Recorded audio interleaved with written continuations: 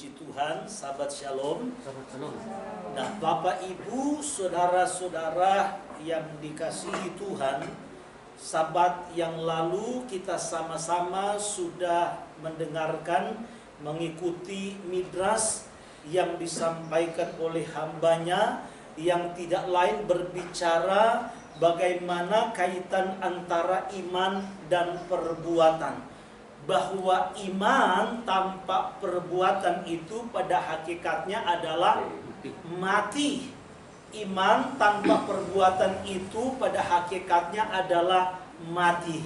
Jadi saudara-saudaraku yang dikasihi Tuhan, melalui iman kitalah, melalui perbuatan kitalah, maka iman itu akan menjadi sempurna.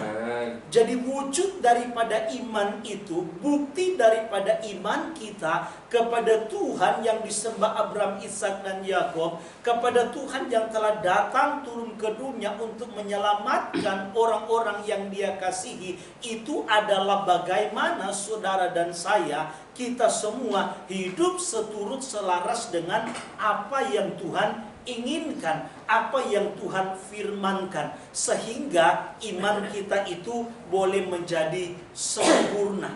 Nah, sama halnya saudaraku dengan hakikat pengorbanan yang sesungguhnya tidak dapat dipisahkan dengan yang namanya peranan dari sebuah kasih yang menyertainya.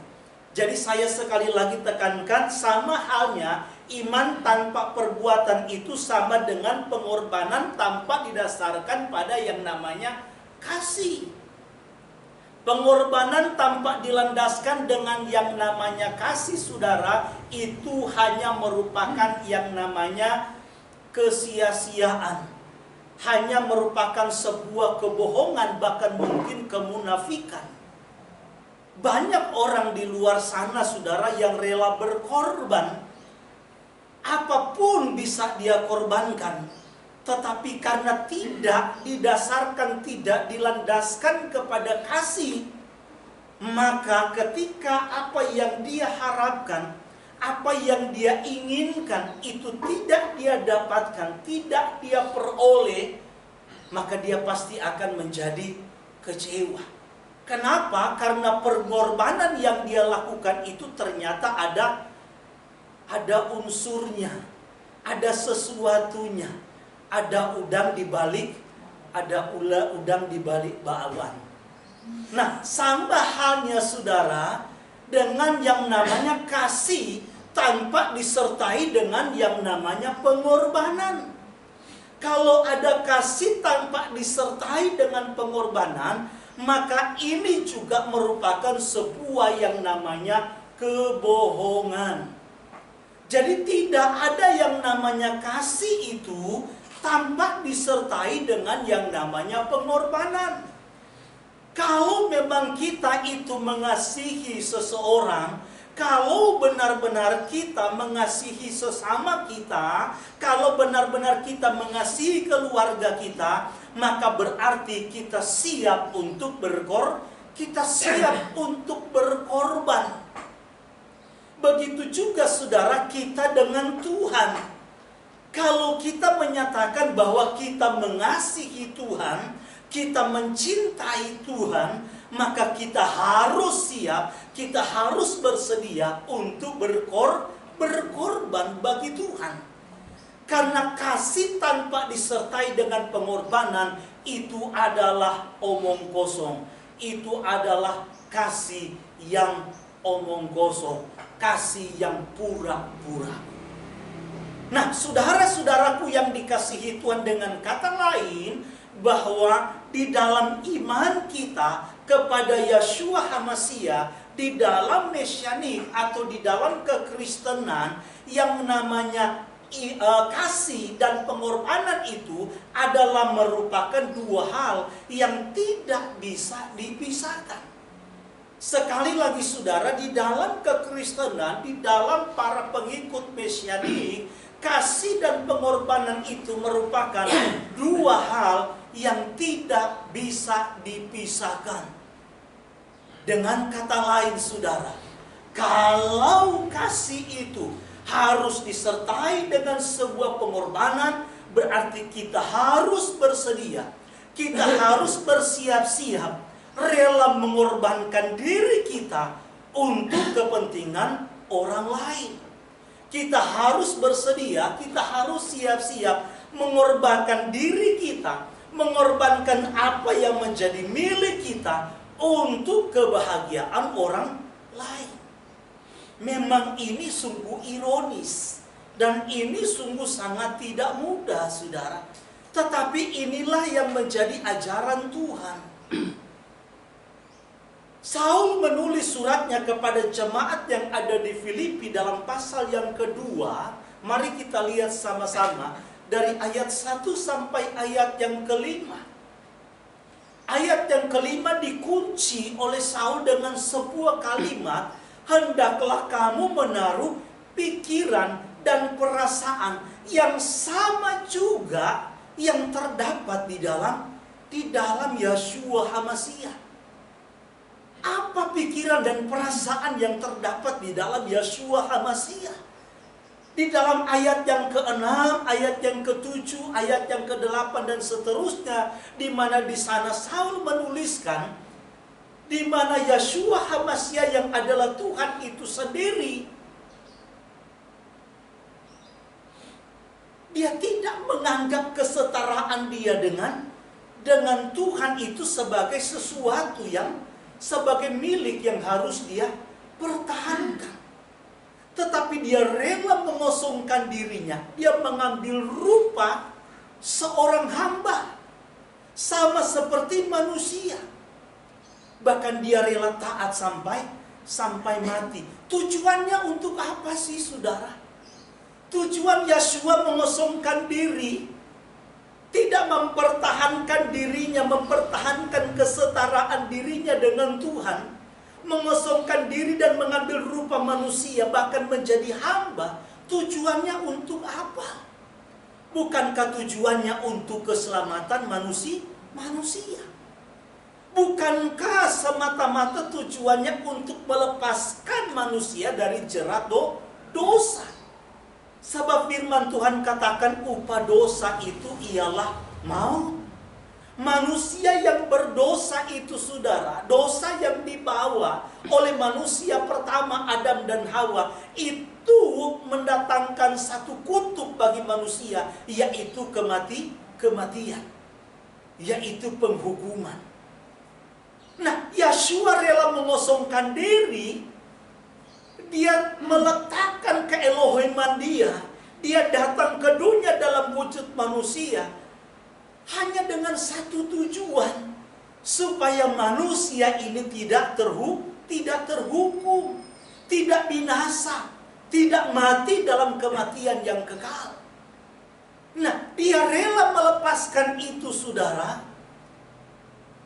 Dia tidak mempertahankan itu hanya untuk kebahagiaan manusia. Supaya manusia yang beriman kepada kematian dan kebangkitannya, supaya manusia yang percaya di dalamnya itu tidak dihukum bersama dengan dunia yang jahat ini, tidak mengalami penghukuman, kebinasaan yang kekal, penderitaan, tetapi memperoleh kehidupan yang kekal, keselamatan yang penuh dengan kebahagiaan. Nah, inilah sebuah contoh yang bisa kita lihat yang namanya kasih yang harus disertai dengan pengorbanan. Yeshua HaMasiah adalah satu sosok, adalah satu figur yang benar-benar harus kita contoh, yang harus kita teladani. Maka Saul menulis kepada jemaat yang ada di Filipi dalam pasal 2 dari ayat 1 sampai ayat yang keempat. Tolong mari dibaca. Jadi karena dalam HaMasiah ada nasihat, ada penghiburan kasih, ada persekutuan roh, ada kasih mesra dan belas kasihan. Karena itu, sempurnakanlah sukacitaku dengan ini. Hendaklah kamu sehati sepikir dalam satu kasih, satu jiwa, satu tujuan, dengan tidak mencari kepentingan sendiri atau puji-pujian yang sia-sia. Sebaliknya, hendaklah dengan rendah hati yang seorang menganggap yang lain lebih utama daripada dirinya sendiri. Dan janganlah tiap-tiap orang hanya memperhatikan kepentingannya sendiri, tetapi kepentingan orang lain juga. Nah, saudara perhatikan baik-baik apa yang menjadi nasihat Rasul Saul kepada kehilat, kepada jemaat yang ada di Filipi. Sebagai orang yang beriman, yang percaya kepada Yesua, yang menjadikan Yesua sebagai figur, sebagai contoh dan teladan, Saul bilang kamu tidak boleh menjadi orang, menjadi pribadi yang hanya mementingkan diri sendiri. Egosentris. Nggak boleh kata firman Tuhan. Tetapi seseorang yang benar-benar mengenal siapa Yesua yang dia ikuti, yang dia teladankan, justru dia harus rela menanggalkan kesenangannya sendiri, kepentingannya sendiri, untuk kebahagiaan orang lain, untuk kebahagiaan orang lain, untuk kesenangan orang lain, untuk kebutuhan orang lain. Inilah kasih yang sesungguhnya, saudara.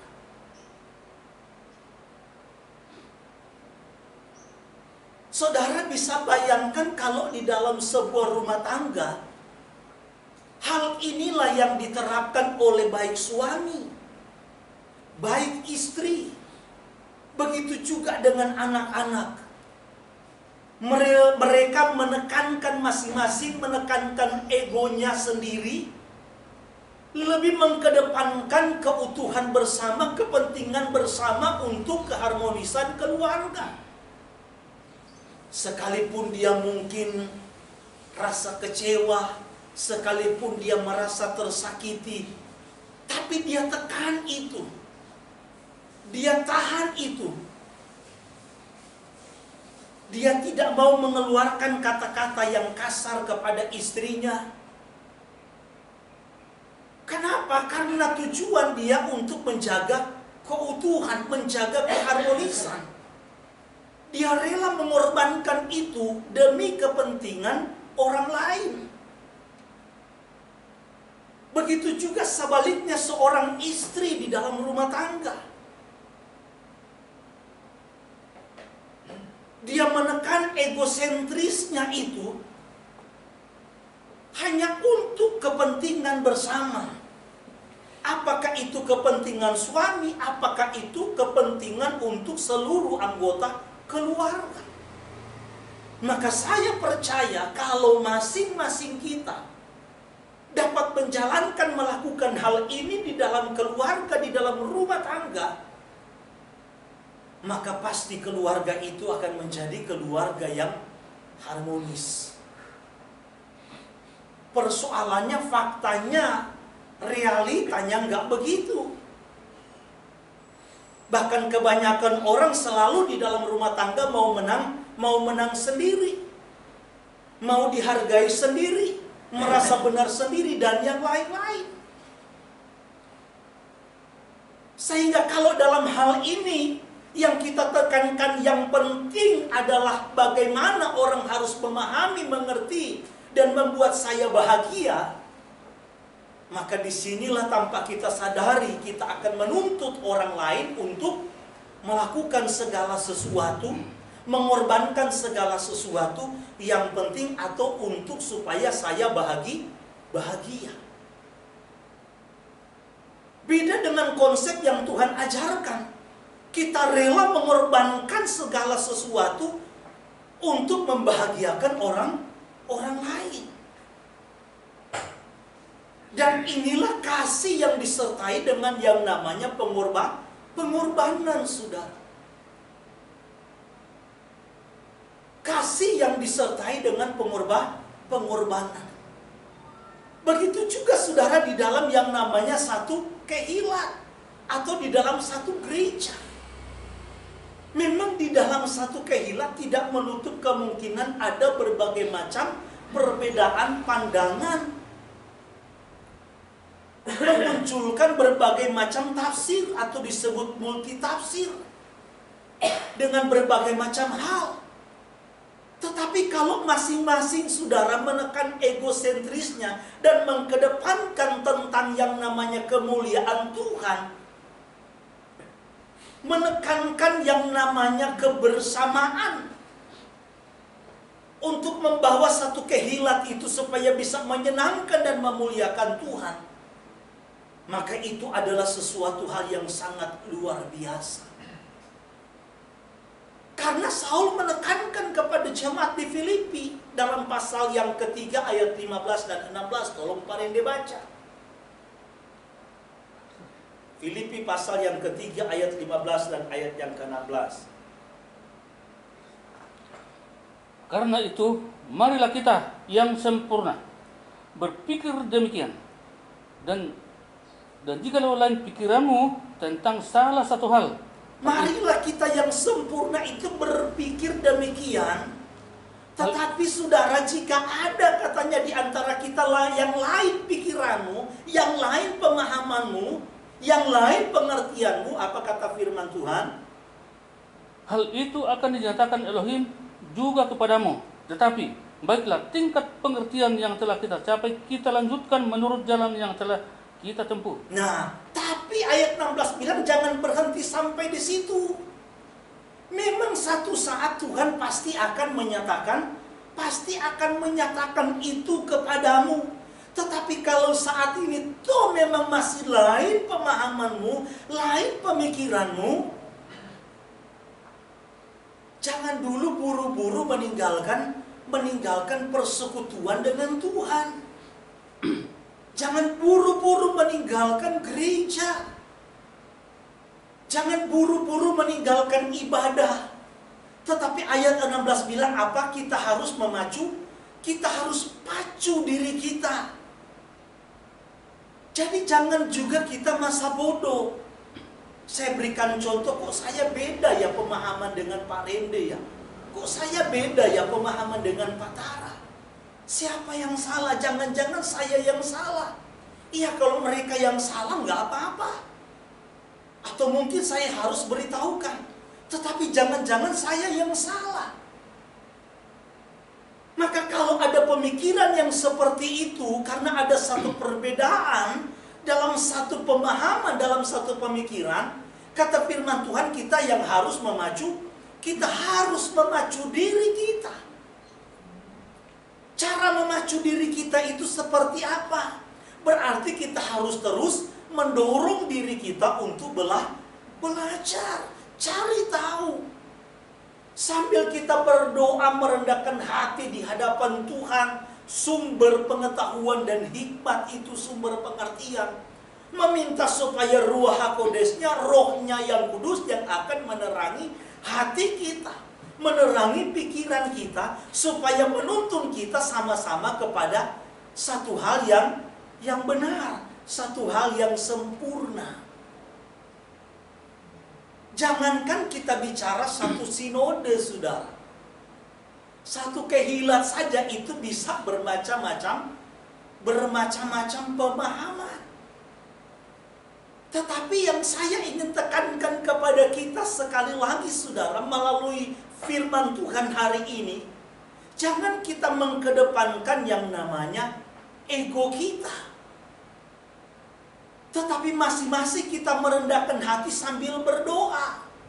Kalau kita merasa bahwa kita sudah dibukakan tentang kebenaran, sementara yang lain belum, maka kita pasti akan berdoa terus kepada Tuhan, supaya orang itu juga boleh dibukakan kebenaran. Maka kita harus merendahkan hati kita untuk menerima pengajaran yang benar. Jangan menutup diri terhadap sesuatu yang benar. Jangan kita mengeraskan hati kepada sesuatu yang benar. Yang tentunya kebenaran yang hakiki, yang semata-mata dilandaskan kepada kitab suci. Jadi sebagaimana saudaraku, iman tanpa ketaatan itu adalah omong kosong, adalah nol kosong belaka. Demikian juga kasih yang tidak disertai dengan yang namanya pengorbanan. Karena memang hal inilah yang diajarkan oleh Yeshua. Dalam Yohanan pasal yang ke-15 ayat yang ke-13, tolong Parende baca. Tidak ada kasih yang lebih besar daripada kasih seorang yang memberikan nyawanya untuk sahabat-sahabatnya. Tidak ada kasih yang lebih besar daripada apa? Seseorang yang mengorbankan nyawanya untuk sahabat-sahabatnya. Dan Yeshua, saudara, ketika memberikan pernyataan ini kepada murid-muridnya, bukan hanya sekedar omong kosong. Dia bukan sekedar basa-basi. Bukan seperti kebanyakan para pendeta, para pembicara yang berdiri di atas mimbar, yang hanya bisa berbicara, yang hanya bisa berkhotbah, yang hanya bisa mengajarkan, tetapi apa yang mereka ajarkan, yang mereka khotbahkan, itu tidak mereka jalankan, tidak mereka lakukan. Banyak di luar sana pendeta-pendeta seperti ini. Itulah sebabnya saudara-saudaraku yang dikasihi Tuhan, hari ini Yeshua mau memberikan satu ajaran kepada kita, karena memang dia adalah satu figur, satu sosok yang kita teladani. Bukankah 1 Yohanan pasal yang kedua ayat yang ke-16 bilang, barang siapa berkata, siapa ada di dalam Yeshua, siapa ada di dalam dia, dia wajib hidup sama seperti Yeshua HaMasiah. Yeshua HaMasiah selama hidupnya dia beribadah di hari Syabat. Dia merayakan perayaan. Dia pribadi yang penuh dengan belas kasihan. Dan dia adalah satu sosok pribadi yang juga mau berkorban karena kasih. Ingat saudara-saudaraku yang dikasihi Tuhan, landasan korban itu, landasan pengorbanan itu tidak lain adalah kasih. Harus kasih yang menyertai, harus kasih yang melandasi. Yang menjadi fondasi daripada sebuah pengorbanan itu adalah kasih. Karena saya katakan tadi, kalau tidak, kalau bukan karena kasih, maka ini hanya sebuah kepura-puraan, kemunafikan, intrik, dan lain-lain. Nah, Yeshua memberikan contoh kepada kita ketika dia mengungkapkan kalimat ini. Bahwa tidak ada kasih yang lebih besar daripada kasih seorang yang mau memberikan, mengorbankan dirinya, mengorbankan nyawanya untuk sahabatnya, untuk orang lain, saudara. Yeshua mengeluarkan pernyataan ini ketika dia bersama dengan murid-muridnya ada di jamuan pesta terakhir. Yang sebentar lagi, bagaimana kita tahu dalam cerita ini, dia akhirnya setelah itu berdoa bergumul seorang diri di Taman Getsemani. Lalu di tengah malam dia ditangkap. Lalu diadili di pengadilan yang ilegal, yang tidak resmi. Sampai akhirnya dia harus dijatuhi hukuman. Dia harus dihukum mati, disalibkan. Semua dia kerjakan, semua dia lakukan karena kasihnya. Pengorbanan yang dilakukan oleh Yeshua, saudaraku, tidak ada intrik. Bukan kemunafikan, bukan karena keterpaksaan, tetapi didasarkan pada sebuah yang namanya kerelaan. Yohanan 10 ayat yang ke-18. Didasarkan kepada yang namanya kerelaan. Kalau saja saudara sebentar perhatikan baik-baik. Kita ingat bahwa Yeshua dia adalah 100% Tuhan. Sekalipun itu dia juga adalah 100% manusia. Tetapi ketika saudara dia bersama-sama dengan murid-muridnya ketika dia melayani di dunia ini dalam wujud manusia, dia tidak mentang-mentang. Apakah Yeshua bisa berjalan di atas air? Terlalu bisa loh saudara. Tapi kadang-kadang dia harus rela ikut maunya murid-murid naik bersama dengan mereka di dalam perahu loh.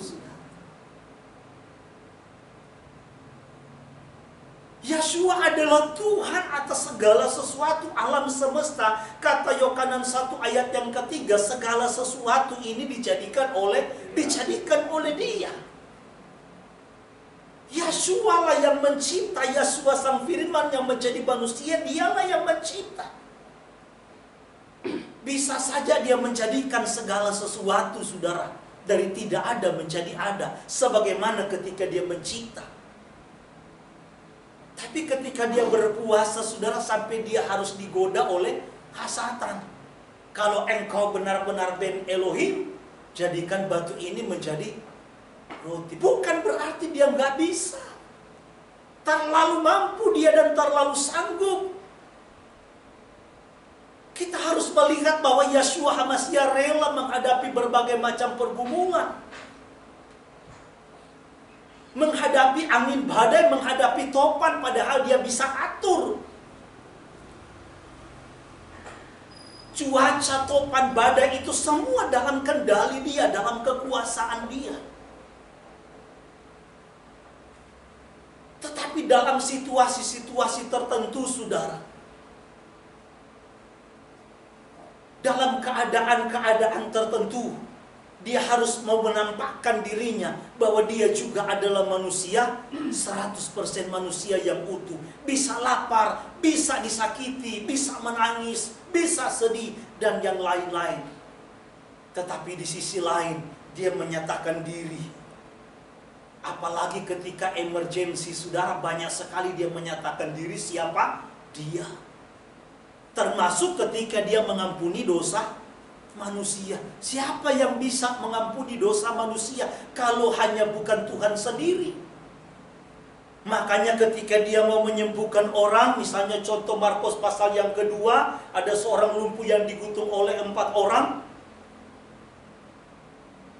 Bangunlah, angkat tilammu, pergilah, dosamu sudah diampuni. Terpukul orang Yahudi, saudara.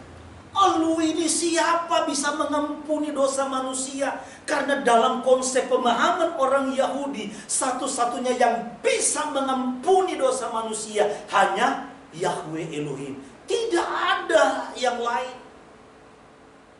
Jangankan Yeshua yang mereka kenal hanya seorang anak tukang kayu, malaikat sendiri pun yang adalah makhluk roh tidak pernah diberikan otoritas oleh Tuhan Yahweh untuk bisa mengampuni dosa. Hanya Dia itu membuktikan siapa Yeshua sesungguhnya. Amin. Karena memang Dia adalah Elohim itu sendiri yang turun dalam wujud manusia. Makanya Dia bisa mengampuni dosa manusia. Dia bisa membangkitkan orang mati karena memang nafas hidup itu dari Tuhan. Dia bisa mengendalikan badai. Dia bisa berjalan di atas air itu untuk membuktikan siapa Dia. Tetapi saudaraku yang dikasihi Tuhan, dalam Filipi pasal yang kedua, ketika dia taat sampai mati, mengorbankan dirinya untuk keselamatan manusia yang percaya tentunya kepada Dia, dia lakukan itu bukan karena terpaksa, bukan karena memang nasibnya sudah begitu, tetapi karena memang dia lakukan itu didasarkan pada sebuah kerelaan. Yohanan 10 ayat 18.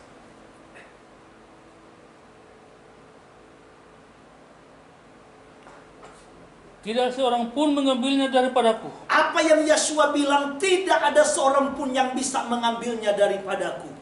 Melainkan aku memberikannya menurut kehendakku sendiri. Tetapi aku memberikan nyawaku ini menurut kerelaanku sendiri. Aku berkuasa memberikannya dan berkuasa mengambilnya kembali. Karena aku berkuasa untuk memberikannya, tapi aku juga berkuasa untuk mengambilnya kembali. Sampai di situ saja. Jadi Yeshua melakukan itu dengan kerelaan, saudara. Dia yang datang menyerahkan dirinya untuk keselamatan manusia. Maka kalau Yeshua sebagai figur yang telah melakukan, yang telah berkorban itu untuk kehilangannya yang percaya kepada Dia, untuk gerejanya yang percaya kepada Dia. Lalu bagaimana kita sebagai kehilangannya? Bagaimana kita sebagai gerejanya? Bukankah firman Tuhan katakan bahwa tidak mungkin omong kosong, nol kompak, onsen, kata firman Tuhan. Kalau manusia saja yang kita lihat kita tidak bisa kasihi, bagaimana mungkin kita bisa mengasihi Tuhan yang tidak kelihatan? Jadi tolong ukur kasih kita itu kepada Tuhan, saudara, adalah kasih kita kepada sesama. Dan ajaran Yeshua dalam setiap sabat, dalam setiap ibadah yang selalu kita baca, ketika masuk dalam Kiryat Shema, kasih kepada Yahweh Elohim dengan segenap hati, segenap jiwa, segenap akal budi, segenap kekuatan. Memang kata firman Tuhan itulah hukum yang pertama. Tetapi ayat selanjutnya bilang, kalimat selanjutnya bilang, dan hukum yang kedua yang sama dengan itu, kekuatannya sama, porsinya sama, kedudukannya sama, adalah kasih kepada manusia. Kasihilah sesamamu manusia apa? Sama seperti dirimu sendiri. Dan ini yang tidak gampang, saudara. Ini yang tidak mudah, prakteknya gak gampang. Matius pasal yang ke-25 yang sering kali dibahas, sering kali diangkat. Ketika akhir zaman tiba, Tuhan akan memilah, akan memisahkan mana yang domba, mana yang kambing. Siapa kelompok domba itu? Adalah ketika mereka itu melihat orang lapar, mereka kasih makan. Orang yang haus, mereka kasih minum. Orang yang membutuhkan, orang yang kekurangan, yang membutuhkan pertolongan, mereka tolong.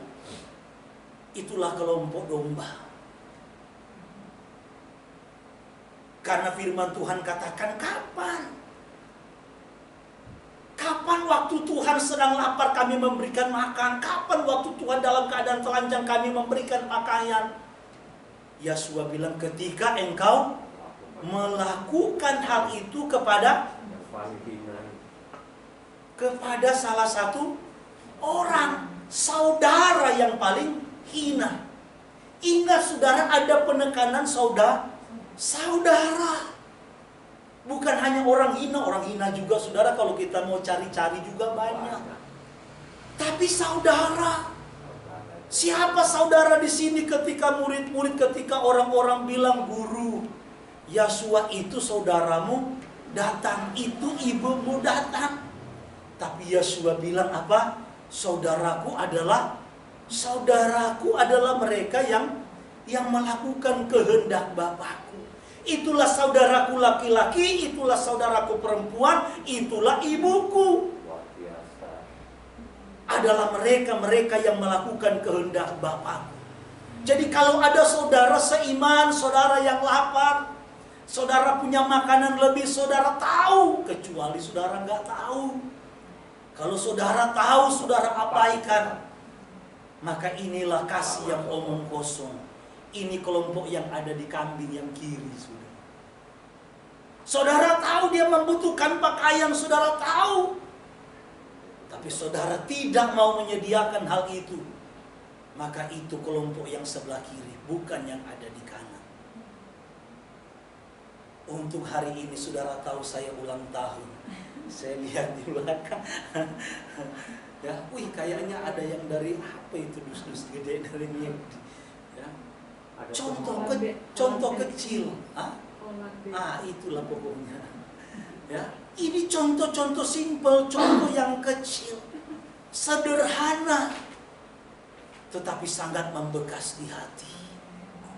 Yeshua bilang, saudara, kalau kita menolong, kalau kita memberi, kalau kita melakukan sesuatu kepada orang yang punya, ya, yang bisa membalaskan apa yang kita lakukan, kita nggak akan menerima upah dari Tuhan. Karena kita sudah menerima upah dari orang itu.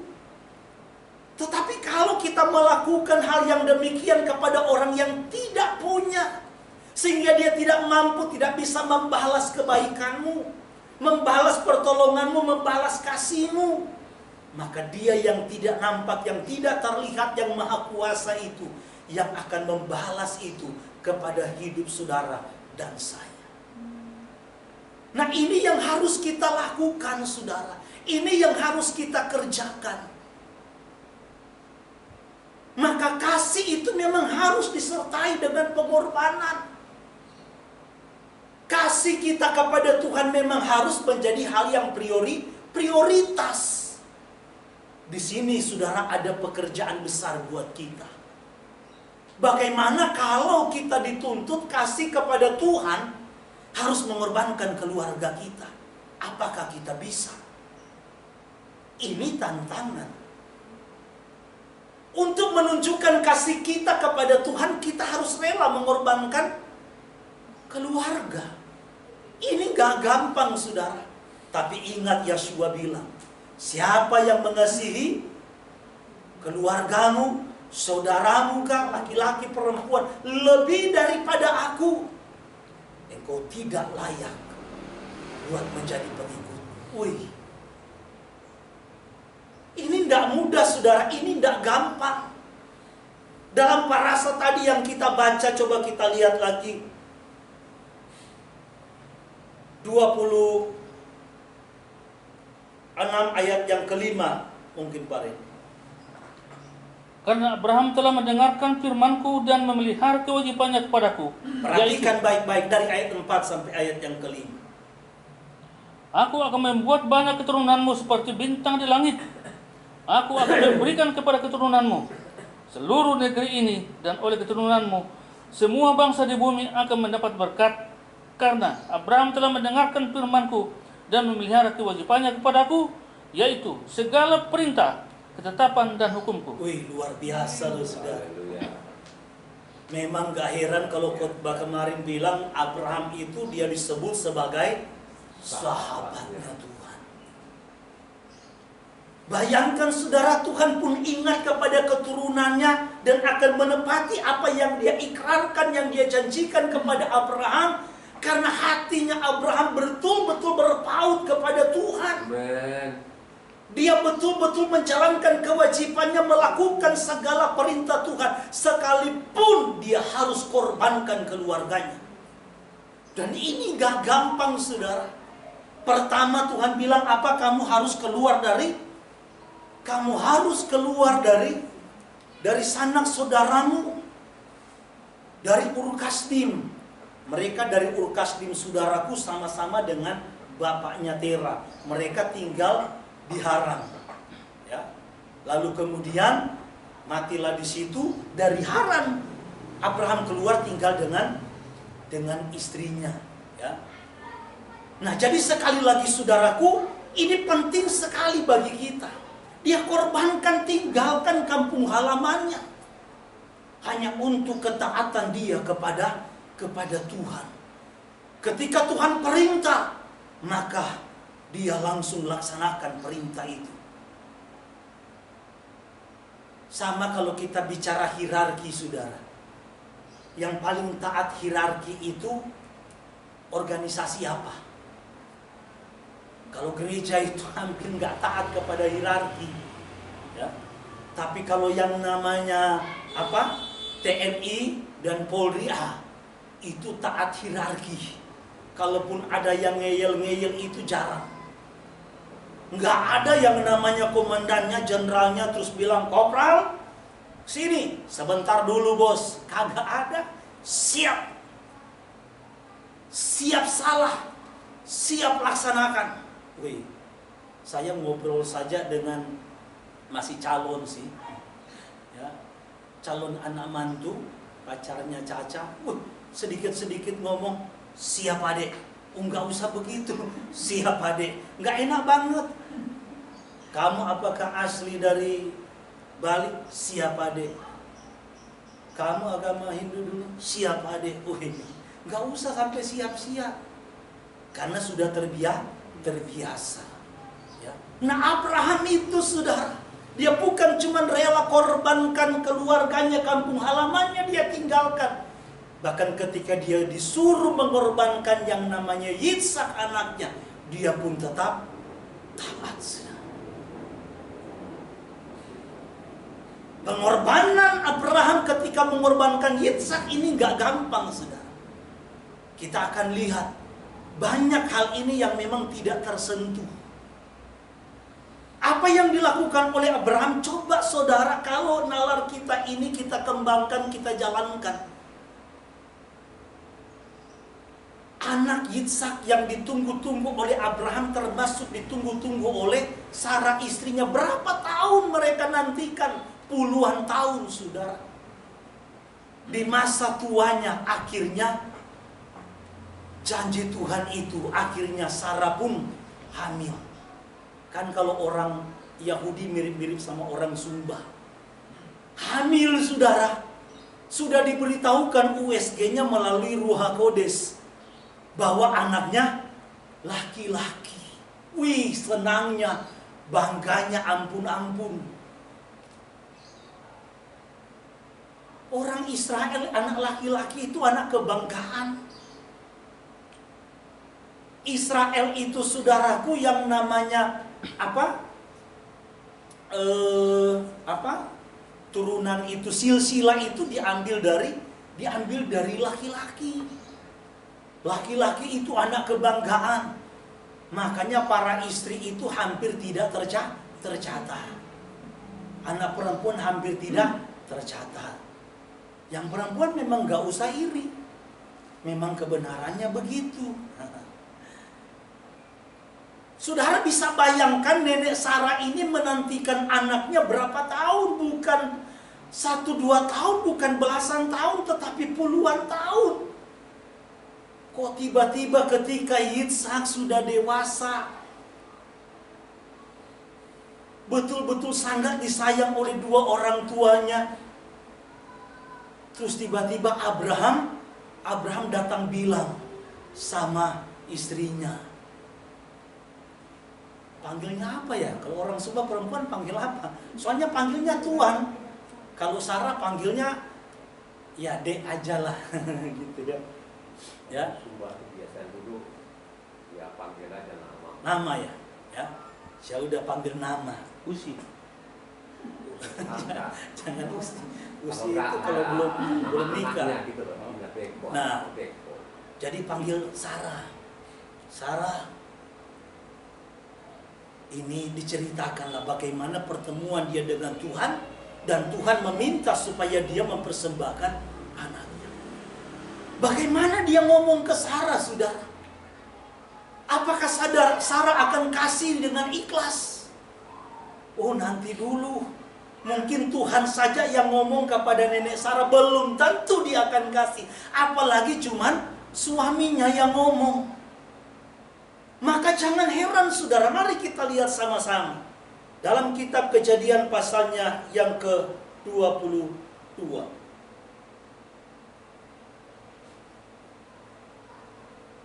Perhatikan baik-baik ayat 19. Ketika Abraham waktu mau mempersembahkan Ishak terus tidak jadi. Kita tahulah cerita itu, parasa yang sahabat lalu. Nah, sekarang kita lihat ayat 19. Kemudian kembalilah Abraham kepada kedua bujangnya, dan mereka bersama-sama berangkat ke Beersheba, dan Abraham tinggal di Beersheba. Perhatikan baik-baik, Abraham pulang kemana? Beersheba loh, saudara. Abraham tinggal di Beersheba, kata firman Tuhan. Kita lihat ayat yang kedua, pasal 23 ayatnya yang kedua. Kemudian matilah Sarah di Kiryat Arba, yaitu Hebron di tanah Kanaan. Sarah mati di mana? Sarah mati di Kiryat Arba, itu di Hebron di tanah Kanaan. Hebron, saudara, ya. Hebron dengan Beersheba, kalau saudara lihat di peta, saudara boleh cek, itu letaknya, jauhnya itu kurang lebih 42 sampai 43 km. Maka kalimat selanjutnya jangan heran, dalam ayat yang kedua, ketika Sarah mati, lalu Abraham datang meratapi dia. Dengan kata lain, kemungkinan besar ketika Abraham mau membawa Yitzhak, anak yang mereka sayang, untuk dikorbankan karena sebuah ketaatan kepada firman Tuhan, dia harus rela berselisih paham dengan seorang Sarah, istrinya, yang juga sebenarnya dia sangat cintai, sangat dia sayang. Tapi mungkin dalam hal ini menjadi penghalang. Bahasa kasarnya, kalau kamu bawa anak itu pergi, jangan kamu pulang lagi. Abraham mau pilih mana? Mau pilih taat kepada perintah Tuhan, amanah yang sudah dia dengar langsung, di mana Tuhan harus membawa dia dipersembahkan kepada Tuhan, atau ikut orang yang dia sayang? Ini kan pertarungan loh saudara, tidak gampang. Ini tidak mudah saudara. Ini butuh satu perjuangan, satu komitmen yang luar biasa. Tetapi saya mau katakan, dalam peristiwa ini Abraham tetap memilih, saya tetap harus lebih memilih untuk menyenangkan hati Tuhan. Sama prinsipnya dalam kitab Ifrim tadi. Apa yang menjadi prinsip Abraham, kata firman Tuhan, sehingga dia tidak ragu-ragu mempersembahkan Yitzhak sebagai korban kepada Tuhan, karena dia tahu bahwa Tuhan sanggup membangkitkan orang yang sudah mati. Kalau dia sanggup membangkitkan orang yang sudah mati, maka Tuhan juga sanggup akan memulihkan hati istrinya Sarah. Itu mungkin prinsip daripada Abraham. Tapi mungkin sesaat saudaraku, mereka sempat pisah rumah dulu, ya. Karena yang tadi yang saya katakan, sangat mungkin karena ini anak yang dia sayang. Tapi demi sebuah ketaatan kepada perintah Tuhan, kepada firman Tuhan, dia pun rela mengesampingkan saudara perasaan istrinya yang begitu sayang kepada anaknya.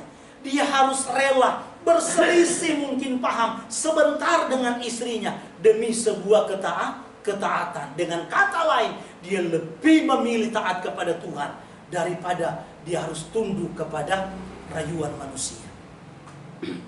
Maka jangan heran saudara, kalau Abraham ini memang disebut oleh Tuhan sebagai sahabatnya Tuhan. Luar biasa. Sama seperti seorang tokoh dalam kitab suci yang bernama Yeftah. Ketika dia melakukan peperangan dengan tentara Filistin, apa yang dia katakan saudara kepada Tuhan? Seandainya Tuhan memberikan kemenangan, Tuhan membela dia, Tuhan mengalahkan musuh-musuhnya, maka yang pertama keluar dari rumahnya menyambut dia, itu akan aku persembahkan kepada Tuhan. Istri yang keistilah awalnya. Bisa saja mungkin yang dia berpikir, loh kan gak mungkin ada binatang peliharaan kayak kita, ya, kalau saya di muka Zero yang jambut gitu kan. Kan gak mungkin saudara. Lalu kemudian dia berpikir, mudah-mudahan ada model Zero, dia datang, pasti yang ada di otaknya dia pasti adalah manusia yang akan menyambut kemenangan dia. Jadi bisa saja mungkin hati kecilnya maunya dia adalah istrinya, biar dia bisa kawin lagi. Bisa saja sudah. Tapi waktu dia pulang dengan kemenangan, dengan kesenangan, ternyata waktu keluar dari pintu menyambut bapaknya, Bapak, ternyata anaknya sudah. Anak perempuannya. Bukan anak perempuannya saja, anak semata wayangnya. Itu memukul hatinya sudah. Terobek-robek. Tetapi inilah orang tua yang mendidik anak yang luar biasa. Sama kalau dalam kitab suci, coba saudara, ya, dalam kitab suci yang berhasil mendidik anaknya dengan luar biasa. Bukan hanya antara hubungan anak dengan bapak, tetapi anak itu sendiri dengan Tuhan. Selain yang saya sebut, Abraham dan Yeftah, silakan sebut yang lain. Hah? Hana. Hana katanya. Benar juga, anak-anak yang lain memang gak dicatat. Ya. Selain Samuel hebat, wah ibu Hana hebat sudah. Ada lagi selain Hana. Yang hebat-hebat saudara anaknya. Daud aja saudara kagak. Saul apalagi, Salomo, siapa lagi? Ya, yang hebat-hebat. Nah, jadi kembali lagi saudaraku yang dikasihi Tuhan, memang ini luar biasa. Ketika Yitzhak mau dipersembahkan saudara, Yitzhak bilang, "Loh di sini kayu bakar sudah ada. Ya, pisaunya juga udah ada, anak dombanya mana?" Nah, dia tahu nih, gua nih, ya sudah. Bayangkan waktu Abraham naikin dia nggak ada memberontak. Diam aja loh saudara. Luar biasa loh. Coba kita saudara. Ya, diam aja. Begitu juga anak Yeftah. Ketika bapaknya menangis tertunduk mungkin pukul-pukul dada. Kenapa kok ini yang menyambut aku? Apa yang anaknya bilang? Dengan luar biasa saudara. Ya. Tanpa ada rasa penyesalan, protes. Dia bilang, apa yang sudah Bapak sampaikan, utarakan, apa yang sudah dinasarkan, lakukan. Luar biasa saudara. Dia hanya minta izinkan dulu menangisi kegadisan dia. Tapi dia jalankan. Nah saudara-saudaraku yang dikasihi Tuhan, ini tantangan. Maka Ulangan pasal yang ke-13 ayat yang ke-6 bilang apa Pak Rende? Hati-hati. Jika ada katanya salah seorang keluargamu, orang yang engkau kasihi, yang engkau cintai, menghalangi ketaatanmu, bahkan akan menghalangi membuat engkau menyimpang dari kebenaran, menyimpang daripada Tuhan yang benar, maka apa yang harus engkau lakukan? Tolong dibaca. Apabila saudaramu laki-laki, anak ibumu, atau anakmu laki-laki, atau anakmu perempuan, atau istrimu sendiri, atau sahabat karibmu, membujuk engkau diam-diam, katanya, mari kita berbakti kepada ilah lain yang tidak dikenal olehmu, ataupun oleh nenek moyangmu. Salah satu ilah bangsa-bangsa sekelilingmu, baik yang dekat kepadamu maupun yang jauh daripadamu, dari ujung bumi ke ujung bumi. Maka janganlah engkau mengalah kepadanya. Jangan engkau mengalah, jangan engkau dengarkan, jangan engkau ikuti. Tetapi janganlah mengasihani dia, dan janganlah menutupi salahnya, tetapi bunuhlah dia. Wih saudara, coba. Pertama-tama tanganmu sendirilah yang bergerak untuk membunuh dia. Sampai di situ saja. Artinya Tuhan yang kita sembah itu tidak mau dia diduakan. Dia mau betul-betul dia satu-satunya yang diprioritaskan, yang diutamakan. Jadi renungkan ini, dan ini yang saya katakan tantangan bagi kita. Ketika kita harus rela korbankan orang-orang yang kita cintai, yang kita kasihi demi sebuah ketaatan. Makanya kenapa dari awal mulanya firman Tuhan katakan, Saul bilang, yang terang dengan gelap itu tidak boleh bersatu. Nah kalau sudah terlanjur bersatu sekarang, banyak bergumul saudara. Coba bisa bayangkan, kalau yang menolak iman, keyakinan, seperti apa yang kita yakini, dia ultimatum. Hari ini tinggal lo pilih. Lo masih mau sabat, atau lu tinggal di rumah. Ini tantangan saudara. Gak gampang. Satu sisi ini adalah orang yang kita kasihi. Ini adalah misalnya suami, ini adalah istri. Tetapi di sisi lain, kita tidak boleh lagi taat melakukan apa menjadi perintah Tuhan. Ya, kalau kita masih diperkenankan, diizinkan untuk beribadah di rumah sendiri. Tetapi ada saudara, teman-teman kita sampai mau doa saja pakai nama itu tidak diperbolehkan. Coba saudara, saya tidak mau dengar lagi kamu sebut-sebut nama itu. Nah coba. Dan ini adalah tantangan yang paling berat bagi kehidupan keluarga di dalam mengiring Tuhan. Banyak sekali saudaraku di film-film coba dilukiskan bagaimana orang yang untuk korbankan nyawa sendiri dia mau. Tetapi korbankan nyawa orang yang dia sayang itu dia tidak kuat. Kan banyak saudara. Orang mau bunuh silakan bunuh saya. Penggal leher saya silakan. Misalnya Pak Tara, wah satu waktu mau Yosua ya, atau Isa tinggal pilih. Saya 100% saudara, 100% pasti dia bilang Yosua. Gorok-gorok. Ketika Ina ditaruh di depannya, mau pilih mana? Gitu kan? Bingung kadang-kadang. Saya masih 50 saudara. Kalau beliau bisa saja bilang 99%. Ya, tapi kadang-kadang kita dipertaruhkan, diperhadapkan kepada hal yang demikian. Nggak apa-apa saya korban perasaan deh. Nggak apa-apa saya korban materi, korban tenaga. Tetapi ketika harus mengorbankan anak kita demi sebuah ketaatan, hubungan dengan keluarga menjadi rusak karena ketaatan. Nah ini yang kadang-kadang kita sulit. Sehingga kita memilih lebih menjaga perasaan manusia daripada perasaan Tuhan. Yosua bilang barang siapa malu mengakui aku di hadapan manusia, maka jangan heran juga aku akan malu mengakui dia satu waktu nanti di hadapan aku. Itulah sebabnya saudaraku, ini yang harus betul-betul kita renungkan. Tetapi kalau Yosua Hamasya benar-benar menjadi panutan kita, menjadi figur yang kita teladani, maka apa yang harus kita lakukan dalam hidup ini? Matthieu pasal 16 ayat 24 ayat yang terakhir. Inilah yang harus kita lakukan. Matthieu 16 ayat 24. Kita harus rela dan siap menyangkal diri dan pikul salib. Amin.